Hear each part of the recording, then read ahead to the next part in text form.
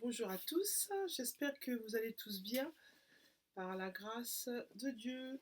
Je voulais aujourd'hui vous raconter deux petites courtes histoires vraies, concernant la délivrance et la guérison par Jésus. C'est des histoires vraies et je vais commencer par lire la parole de Dieu. Je voudrais que vous puissiez comprendre avant de lire cette parole, je voudrais que vous puissiez entendre que la santé et la guérison divine appartiennent à chaque croyant, à chaque personne que Dieu a sauvée, à chaque personne qui croit en Jésus-Christ, la guérison est pour vous. Mais pour recevoir ces bénédictions extraordinaires et merveilleuses de Papa, nous devons nous nourrir de la parole de Dieu. Il n'y a pas d'autre remède que de se nourrir de la parole de Dieu. C'est la parole de Dieu qui fait office de médicament sur notre vie. C'est la parole de Dieu qui nous protège. C'est la parole de Dieu qui est tout simplement notre médicament. La parole de Dieu déclare dans Matthieu, dans Jérémie 17, 14, « Guéris-moi, Éternel, et je serai guéri. Sauve-moi, et je serai sauvé, car c'est toi qui es ma louange. » La parole de Dieu déclare dans Matthieu 9, versets 6 à 7, « Or, afin que vous sachiez que le Fils de l'homme a le pouvoir sur la terre de pardonner les péchés. Alors il dit au paralytique, lève-toi, prends ton lit et va dans ta maison. Et il se leva et s'en alla dans sa maison. » La parole de Dieu déclare que nous pouvons être sauvés par toute maladie. Ce n'est pas les êtres humains qui l'affirment, c'est la Bible, la parole de Dieu. Je vais vous raconter une histoire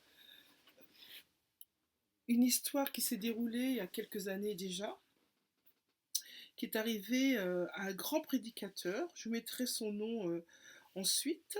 Et il raconte, ce prédicateur, qu'il avait dans son église un jeune homme qui était malade, qui n'était pas bien, qui avait des crises d'épilepsie. Et il a voulu s'engager à l'armée. Il n'a pas pu s'engager à l'armée parce qu'il avait ces crises d'épilepsie. Et ce jeune homme déclare que ces crises d'épilepsie sont arrivées dans son adolescence. Elles n'étaient pas là auparavant. N'oubliez jamais que Jésus nous guérit et guérit tous ceux qui sont sous l'emprise du diable. Ensuite, ce prédicateur a voulu prier pour ce jeune homme, pour ces crises d'épilepsie. Et le Saint-Esprit lui parle et lui donne une parole de connaissance, on appelle ça une parole de connaissance, en lui disant qu'effectivement, que cette personne, cet adolescent, avait un démon, qu'il avait un démon de maladie. On a prié pour lui et ce jeune homme a été sauvé. Et il a immédiatement été rempli du Saint-Esprit. Et il a commencé à marcher dans la présence de Dieu. Avait-il un démon en lui? Oui, il avait un démon. Était-il possédé? Non. Fut-il délivré? Oui. Ce jour-là, ce jeune homme fut délivré. Jésus, n'oubliez jamais que Jésus est spécialiste de la délivrance. C'est Jésus qui délivre. C'est dans le nom de Jésus que toute délivrance s'opère sur nos vies. Jésus va de lieu en lieu, faisant du bien et guérissant tous ceux qui sont sous l'emprise du diable.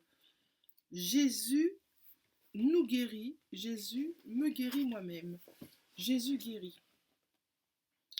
La parole de Dieu déclare « Soumettez-vous donc à Dieu, résistez au diable, et il fuira loin de vous. » C'est Jacques, chapitre 4, verset 7, qui déclare ça.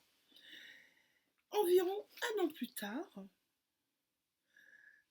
on se trouvait dans la même église et il y avait dans cette église cette personne, ce jeune homme qui avait été guéri de cet esprit d'épilepsie un an plus tôt.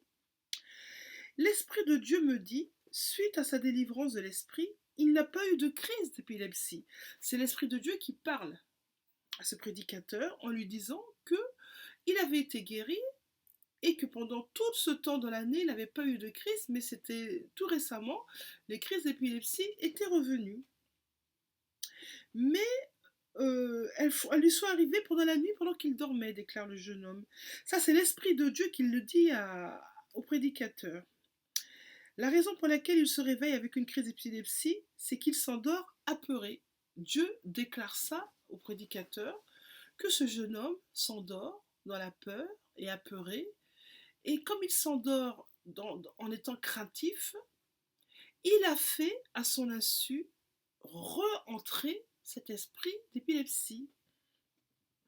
La parole de Dieu déclare: soumettez-vous donc à Dieu, résistez au diable et il fuira loin de vous. Chasse cet esprit de lui, de nouveau, déclare Dieu, et enseigne-lui comment résister au diable.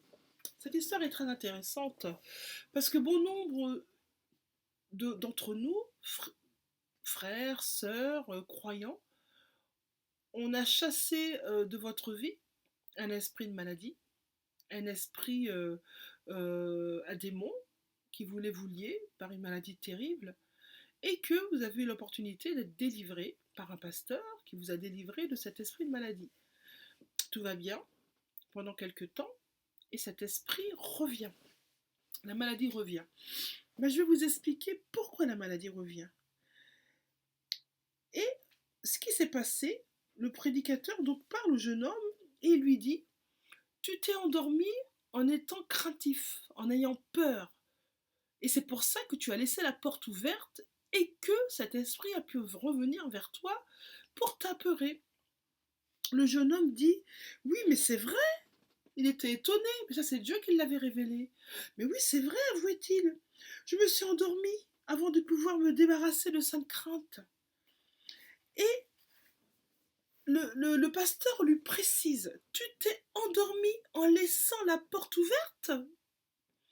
Si tu devais t'endormir, il lui donne cette parabole, si tu devais t'endormir en laissant la porte de la maison ouverte, on ne saurait dire ce qui pourrait rentrer. Un chat, un chien ou même un voleur pourrait s'y infiltrer. Sache que le diable est un voleur qui recherche continuellement des portes ouvertes. La crainte ouvre la porte au diable. La crainte dans votre vie ouvre la porte au diable. Et lorsque l'on s'endort, la porte ouverte, ce voleur, le diable, entre en courant dans votre vie. La porte est ouverte. Elle n'est pas sécurisée. Il en profite. Il rentre pour vous relier, pour vous faire du mal, pour vous blesser, pour vous tuer. Le pasteur a chassé ce démon une deuxième fois. Ensuite, il a enseigné à ce jeune garçon comment fermer sa porte. Comment garder ta porte ouverte? Moi, je prie pour toi maintenant qui va m'écouter. Sache que si tu as été délivré d'une maladie, si tu as été guéri de quoi que ce soit, si tu laisses la porte ouverte le soir en t'endormant, le démon reviendra. Qu'est-ce que c'est laisser la porte ouverte? C'est s'endormir sans prier. C'est s'endormir sans demander à Jésus de veiller sur votre nuit. Ne vous endormez jamais en laissant la porte ouverte. Celui qui s'endort sans faire sa prière, sans demander à Dieu de le protéger, il dort la porte ouverte. Et qu'est-ce qui se passe? Par des songes, il y a des attaques par des songes, il y a des choses terribles qui se passent la nuit. Vous n'êtes pas sans savoir que les sorciers et les démons opèrent la nuit quand nous dormons. Retenez cette déclaration. Je tiens la porte fermée au diable. Je ne lui donne pas d'accès. Je résiste à la crainte. Dieu ne m'a pas donné un esprit de timidité, mais il m'a donné un esprit de force, d'amour et de sagesse. Au revoir, à bientôt.